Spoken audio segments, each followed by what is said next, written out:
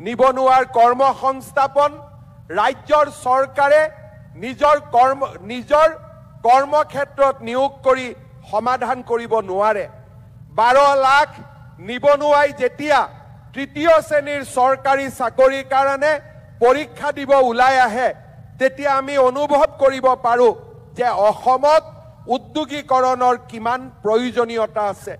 মই আজি আশা কৰোঁ যে আমি ফিউচাৰ ইণ্ডাষ্ট্ৰিজৰ যি এক নতুন ৰূপৰেখা অসমত স্থাপন কৰিবলৈ আগবাঢ়িছোঁ, ই অসমৰ ইতিহাসৰ এক নতুন মাইলৰ খুঁটা হৈ ৰৈ যাব। টাটা ছেমিকণ্ডাক্টৰৰ যেতিয়া আৰম্ভণি হৈছিলে তেতিয়া বহুতে প্ৰশ্ন কৰিছিলে যে এই ছেমিকণ্ডাক্টৰ ইণ্ডাষ্ট্ৰিত থলুৱা যুৱক যুৱতীয়ে কাম কৰিব পাৰিবনে নাই, কাৰণ এনেকুৱা ধৰণৰ ইণ্ডাষ্ট্ৰিৰ লগত অসমৰ পৰিচয় নাই আৰু আমি এনে কামত সফল হ'ব পাৰিম নে নাই। টাটা ইলেক্ট্ৰনিক্সৰ MD ডক্টৰ ৰন্ধীৰ ঠাকুৰ ডাঙৰীয়াক এই বিষয়ে মই জনোৱাত তেখেতে মোক কৈছিলে যে আমি অসমৰ পৰা পোনে পোনে 1000 ছোৱালীক আমি লৈ যাম আৰু য'ত এনে ব্যৱস্থা চলি আছে তাতে আমি প্ৰশিক্ষণ দিম যাতে এই ইণ্ডাষ্ট্ৰিটো আৰম্ভ হোৱাত প্ৰথম কৰ্মচাৰী হিচাপে অসমীয়া যুৱক যুৱতীয়ে কাম কৰিব পাৰে।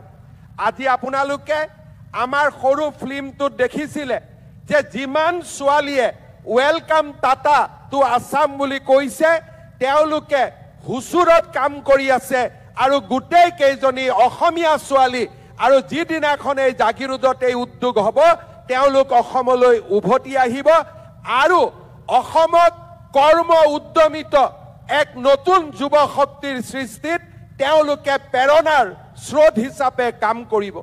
শ্ৰদ্ধাৰ ৰাইজ, এয়া অসমৰ বাবে এক সোণোৱালী দিন। আমাৰ জীৱনকালত অসমৰ ইতিহাসৰ এনে সোণোৱালী ক্ষণৰ ইতিহাস হৈ থাকিব পৰাটো আমাৰ বাবে গৌৰৱৰ বিষয়।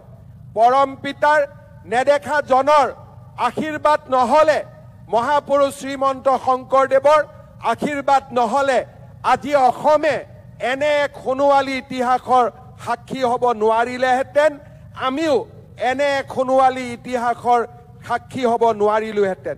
মই পুনৰবাৰ নেদেখা জনক কৃতজ্ঞতা জনাইছোঁ যে অসমৰ মুখ্যমন্ত্ৰী হিচাপে এনে সোণোৱালী দিনৰ সাক্ষী হৈ থকাৰ অপাৰ সুযোগ মোক প্ৰদান কৰাৰ বাবে।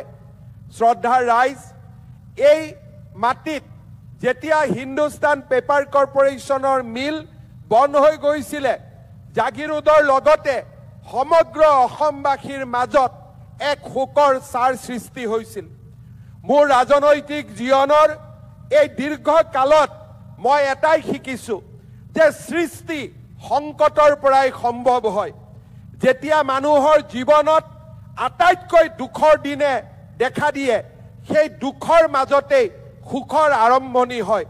মানুহৰ জীৱনত যেতিয়া মানুহে আটাইতকৈ প্ৰতিকূলতা দেখা পায় সেই প্ৰতিকূলতাৰ লগত যুঁজি মানুহে সৃষ্টি আৰু নতুন দিনৰ আৰম্ভণি কৰে। জাগিৰোড পেপাৰ কলৰ সেই সংকটৰ সময়ত আমি নিৰাশ হোৱা নাছিলোঁ। আমি বিশ্বাস কৰিছিলোঁ যে ইয়াৰ মাজৰ পৰাই আমি সৃষ্টিৰ নতুন অংকুৰণ কৰিম। আজি মই জাগিৰোডবাসী ৰাইজক ধন্যবাদ আৰু কৃতজ্ঞতা জনাইছোঁ। সেই সময়ত আপোনালোকে অসীম ধৈৰ্যৰে সৈতে আমাৰ চৰকাৰখনৰ ওপৰত আস্থা ৰাখিছিলে। কোনো ধৰণৰ আন্দোলন নকৰাকৈ আমাৰ ওপৰত আপোনালোকে আস্থা আৰু বিশ্বাস ৰাখিছিল।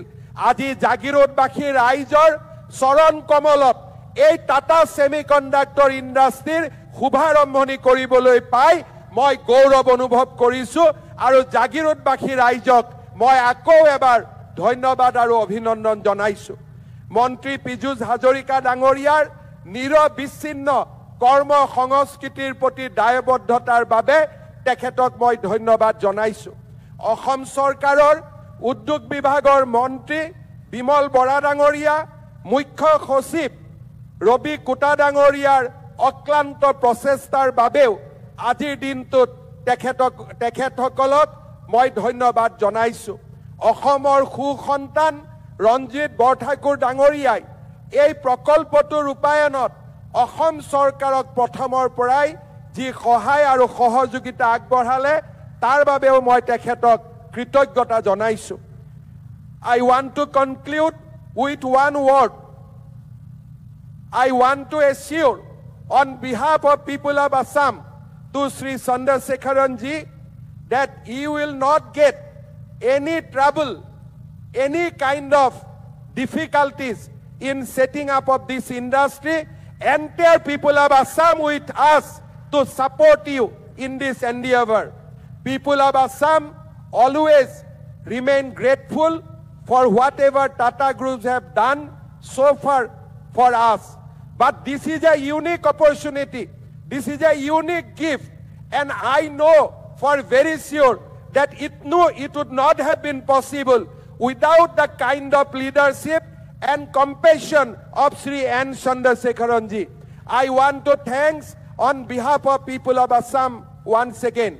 At this moment, I want to recollect the blessings of Sri Ratan Tata. When we went to Mumbai to seek his blessings, he told me that I am so delighted and happy that Tata Group has chosen Assam for setting up of this unique enterprise. Shraddha Rais, eta kothare moi khamoroni marim. Tata Groupor সমগ্ৰ দেশতে এক বিশাল সাম্ৰাজ্য আছে। দেশৰ বাহিৰতো লণ্ডনত টাটা কোম্পানীয়ে motor গাড়ীৰ নিৰ্মাণ কৰে। যোৱাকালি মই ঝাৰখণ্ডত আছিলোঁ, জামছেদপুৰত টাটাৰ যি নগৰ তাক নেদেখিলে কোনেও বিশ্বাস কৰিব নোৱাৰে। মাটিৰ অভাৱ নাছিল, অকল তাতেই মই দেখি আহিছিলোঁ ৭,০০০ হেক্টৰ মাটি টাটা গ্ৰুপৰ লগত আছে। এই উদ্যোগ স্থাপন কৰাৰ বাবে ভাৰতৰ বিভিন্ন চুকে কোণে গৈ যিকোনো প্ৰদেশত টাটা গ্ৰুপে এই ইণ্ডাষ্ট্ৰী স্থাপন কৰিব পাৰিলেহেঁতেন। তেওঁলোকৰ বাবে সুযোগ আৰু সুবিধাৰ অভাৱ নাছিল। অসম চৰকাৰে যিখিনি সহযোগিতা কৰিছে তাতকৈ দুগুণ সহযোগিতা কৰিব পৰা ভাৰতৰ আন বহুতো ৰাজ্য আজিও অগ্ৰণী ভূমিকা লৈ আছে। ইয়াৰ পিছতো আমাৰ জননী জন্মভূমি এই আই অসমীৰ বুকুত টাটা গ্ৰুপে সেমি কণ্ডাক্টৰ ইণ্ডাষ্ট্ৰী নিৰ্মাণ কৰিবলৈ যি আগবাঢ়ি আহিলে, মই ভাবোঁ আই অসমীৰ বাবে ইয়াতকৈ গৌৰৱৰ দিন একোৱেই হ'ব নোৱাৰে।